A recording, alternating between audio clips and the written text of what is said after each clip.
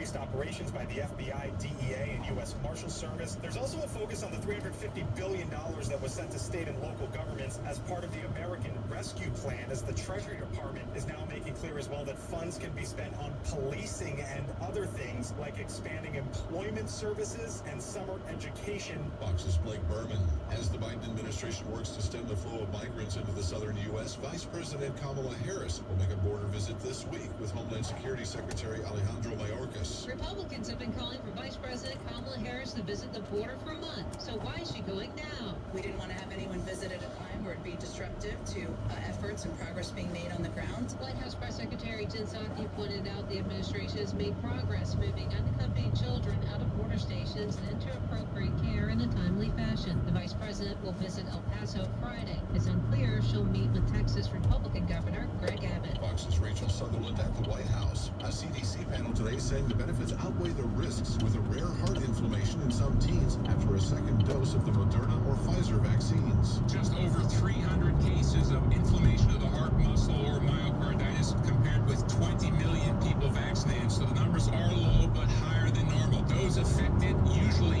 young men or adolescents, usually right after the second shot, and usually a full recovery within days, just a little bit of risk. Fox's Steve Harrigan. A mixed day on Wall Street, the Dow and S&P closing in the red, the NASDAQ with modest gains for another record close. America's listening to Fox News.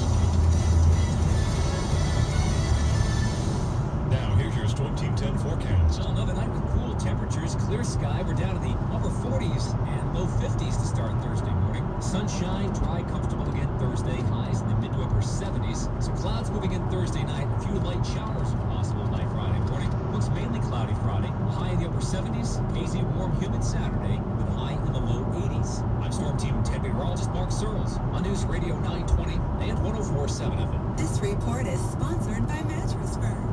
News Radio 920 and 104.7 FM. Traffic. 95 south of just after Smithfield Avenue down towards Atwells Avenue. Slow after the hospitals down towards Elmwood Avenue and Jefferson Boulevard. Northbound and stop and go from Jefferson Boulevard to the state offices. Exit 195 westbound busy from Broadway up to the 95 split eastbound busy up to Warren Avenue. 146 backed up to Branch Avenue.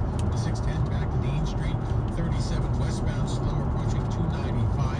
295 north and he breaks after Bald Hill Road up towards Plainfield Pike. In the ABC 6 traffic center, I'm Jim Stearns.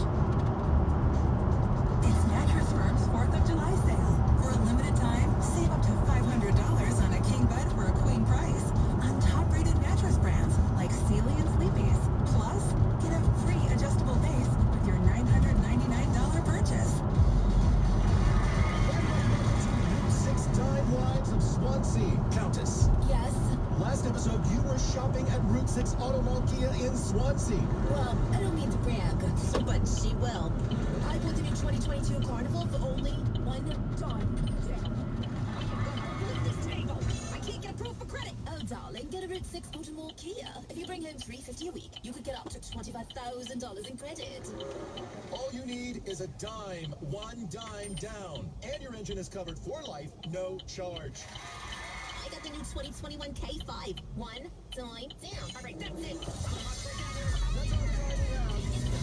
You pay more than a dime. At Route 6 Auto Mall Kia in Swansea during the trade up to a Kia sales event. Route6automall.com. Route6automall.com.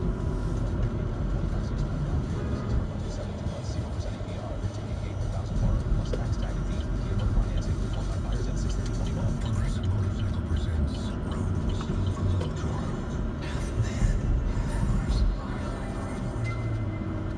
Find your balance. Keep riding. And if you stop,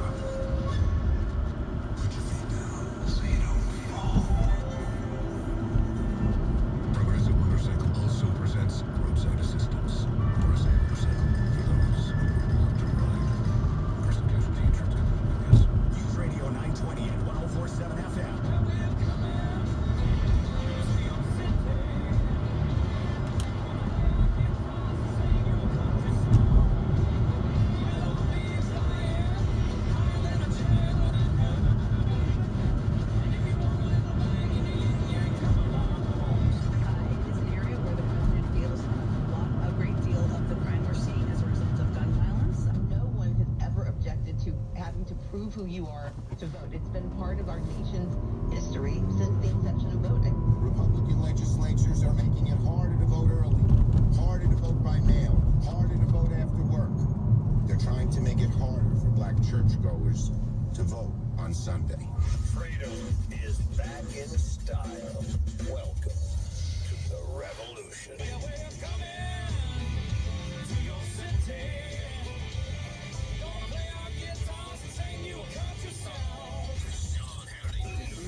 The Sean Hannity Show. More behind-the-scenes information on breaking news and more bold, inspired solutions for America. Stay right here for our final news roundup and information overload. All right, news roundup, information overload hour, 800-941-SEAN if you want to be a part of the program. In a moment, we're going to be talking with Congressman Dr. Ronnie Jackson. Now, he had worked for presidents. He was the White House physician for both President Obama and President Trump. And recently, he has come out publicly and he has said that he thinks that Joe Biden needs to take a cognitive test. I agree with him. I mean, you've got these, look at what happened at NATO, weird gap. You know, it was like 10 seconds of, he has the most difficult times with names. NATO is an unmitigated disaster, where it's even being laughed at by the G7 group. And then when you ask him about names, you know, for example, when you ask him about taking a cognitive test, he kind of loses it every time that issue comes up. Listen. I want to thank the former general, I keep calling him general, the guy who runs that outfit over there. Representatives Shirley Jackson, Lee, Al Green, Lizzie Pinelli, Fidel, and what am I doing here? For Secretary of Health and Education, I nominated Javier Baccaria. You know, there's two ways American people get inspired. One way they get inspired is by great leaders who were, you know, called us, some people are better angels, from Abraham Lincoln to all the way, you know, to FDR, to John Kennedy, Barack, etc. Actually, well, look, I mean, he has made clear that